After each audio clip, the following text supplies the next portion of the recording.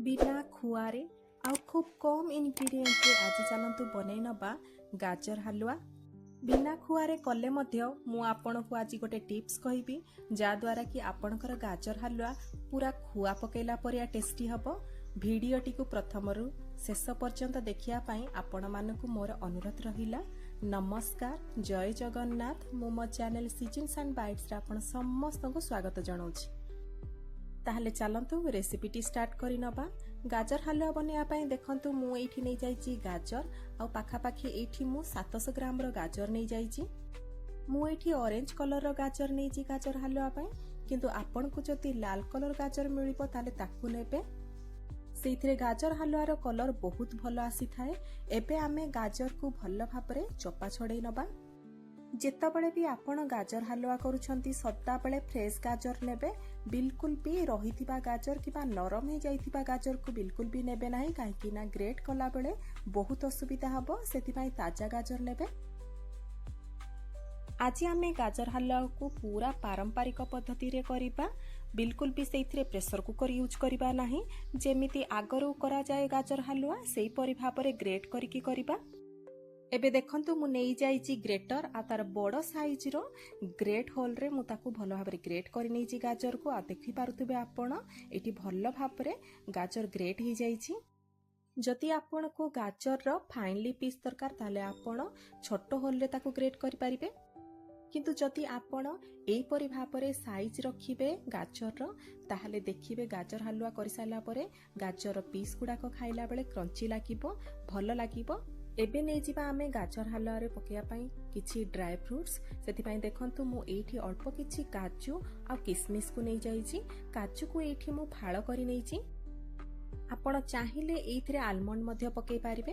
एबे चलंतु गाजर हलवा पई प्रथमे कड़े बसै नबा आ सेइथिरे पकेई नबा देसी घियो।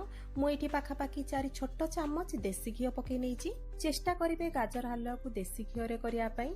तेल अपेक्षा देसी घियो रे कले आपणकर गाजर हलवा टेस्टी लागिबो, ता सहित बढ़िया वासना मध्य आसीबो। एबे चलंतु टिके हमर सब ड्राई फ्रूट्स गुडा को सैलो फ्राई करि नबा। घियो को बेसी गरम करिबा दरकार नाही, हल्का आपण गरम करि नेबे। आ ड्राई फ्रूट्स गुडा को टिके हल्का ब्राउन होबा पर्यंत भाजी नेबे। ड्राई फ्रूट्स भाजिला बेलू को आपण को लगातार एठी पिठा कड़िका चलेबा पई पड़िबो, नहले ड्राई फ्रूट्स गुडा को घियो रे आपणकर बेसी लाल पड़ी जिवो। सेति पई देखंतु एठी मु लगातार ताको भाजी नेइची। एबे ये रेडी हे गलाणी आ आपण देखि पारुतबे हल्का लाल हे गलाणी। एबे चलंतु याकू बाहर करि आनिबा। ड्राई फ्रूट्स गुडा को बाहर करि आनि साला परे जो बळका घियोटी रहि जाइथिला आमे ग्रेट करिथिबा गाजर को सेइथिरे पकेइ नबा। आ गोटे जिंस आपण ध्यान रखिबे, जेतबेले आपण गाजर हलवा करूछंती स्टार्टिंग रु एंडिंग पर्यंत आपण फ्लेम को पूरा लो रखिबे। आ जदि आपण मीडियम फ्लेम रे रखुछंती ताले लगातार गाजर को किबा गाजर हलवा शेष होबा पर्यंत ताकू पूरा चलेबा पई पड़िबो। एबे देखंतु आमे ग्रेट करिथिबा गाजर को सब पकेइ नबा। एबे ताकू भलो भाबरे एठी भाजी नबा किछि समय। गाजर को एठी आमे टिके सिझिला पर्यंत भाजी नबा। सेति पई दरकार पड़िले आपण एठी ढाकुणी घोडे घोडी की भाजिबे। मु एठी ढाकुणी घोडे घोडी की मझिरे मझिरे ताकू ढाकुणी खोली की मध्य एपड़ सेपड़ करिथिली, जहा फल रे कि हमर गाजर भलो भाबरे एठी किछि समय भाजी सारला परे लो फ्लेम रे पूरा रेडी हे गला। गाजर को सिझिबा पर्यंत आमे खाली गाजर को एठी भाजी नबा घियो सहित, किंतु आपण स्टार्टिंग रु बिल्कुल भी सेथिरे चीनी ऐड करिवेनी। जदि आपण स्टार्टिंग रु चीनी ऐड करदेबे ताहले गाजर सिझिया पई समय नबो। एबे देखंतु हमर गाजर एठी सिझी गलाणी। एबे मु सेथिरे 2 ग्लास खीर पकेई नैची। मु एठी गाय खीर नैची, ताकू भलो भाबरे फुटेई देइथिली आ ताकू बाहरे मु एठी ठंडा कर नैथिली। एबे आमे खीर को पकेई सारले गाजर रे ताकू भलो भाबरे एठी किछि समय मिक्स करि नबा। एबे आकु आमे लो फ्लेम रे भलो भाबरे फुटेई नबा, छाड़ी दबा ताकू फुटीबा पई। जे पर्यंत आमर एथिरु खीर भलो भाबरे गाजर निज देह को शोषि न नबो बा खीर आमर न मरि जिबा पर्यंत आमे एठी ताकू लो फ्लेम रे फुटेई नबा। गाजर रो कलर पई आपण देखि पारुतबे खीर रो मध्य कलर चेंज हे गला आ गोटे बढ़िया कलर आसी गला। एबे देखंतु किछि समय फुटेई सारिला परे आमर एथिरु एक्स्ट्रा खीर मरि गलाणी आ अल्प अल्प खीर अछि। एबे मु आपन को गोटे ट्रिक कहिबी, जहा को आपण एथिरे ऐड करिवे, जहा फल रे कि आपण खुआ न पकेइले मध्य आपणकर गाजर हलवा खुआ पड़िबा टेस्ट दबो।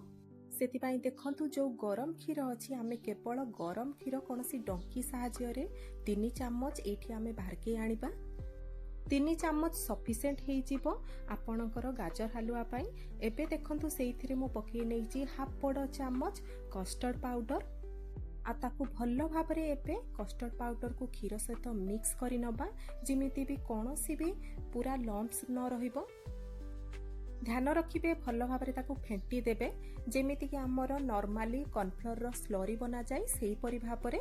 କିନ୍ତୁ ଆପଣ ଏଇଥିରେ ଗରମ କ୍ଷୀରକୁ ଆଡ୍ କରିବେ, ନହେଲେ ଆପଣ ଯଦି କଡ଼େଇରୁ ନେବା ପାଇଁ ଚାହୁଁନାହାନ୍ତି ତାହେଲେ ଅଳ୍ପ କିଛି ମାତ୍ରାରେ କ୍ଷୀରକୁ ଗରମ କରିଦେବେ ଆଉ ସେଇଥିରେ କଷ୍ଟର୍ଡ ପାଉଡରକୁ ମିକ୍ସ କରିନେବେ।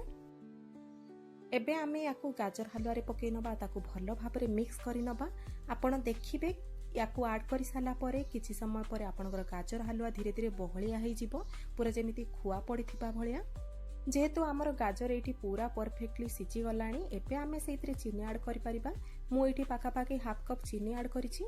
ଚିନିକୁ ଭଲ ଭାବରେ ମିକ୍ସ କରି ନେବା। ଚିନି ଆଡ୍ କରିଦେଲେ ମଧ୍ୟ ସେଇଥିରେ ଦେଖିବେ ଆପଣ ଗାଜର ହାଲୁଆର ଟେକ୍ସଚର ପୁରା ଆହୁରି ବହଳିଆ ହେଇଯିବ।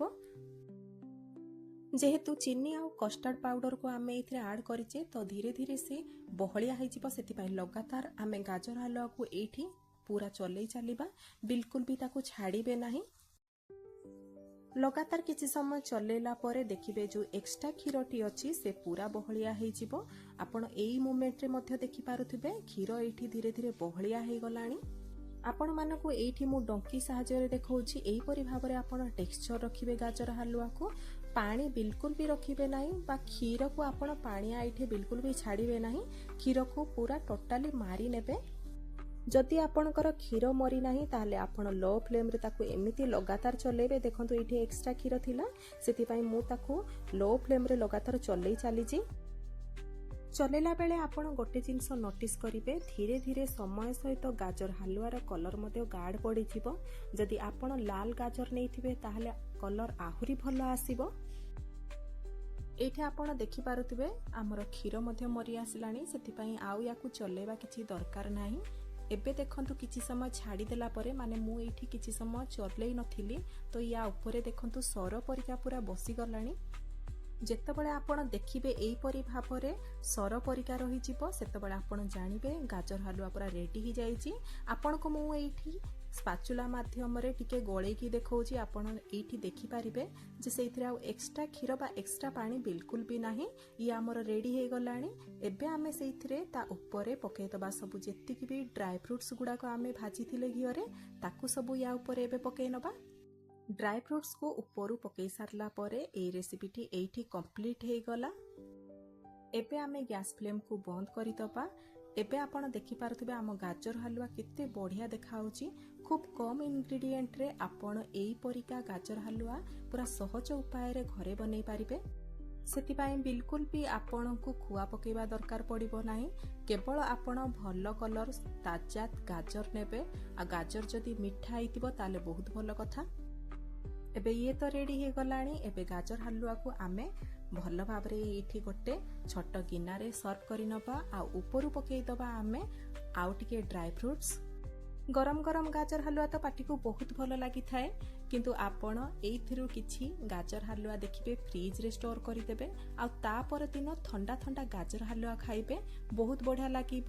ଉପରୁ ଯଦି ସର ପକେଇକି ଖାଇବେ ତ ଆହୁରି 10 ଗୁଣା ତାର ଟେଷ୍ଟ ବହୁତ ବଢ଼ିଆ ଆସିଥାଏ। ଏଇ ଗାଜର ହାଲୁଆକୁ ଆପଣ ଘରେ ଥରେ କରିକି ଖାଆନ୍ତୁ, ପାଟିରୁ ବିଲକୁଲ ବି ୟାର ସ୍ୱାଦ ଛାଡ଼ିବ ନାହିଁ।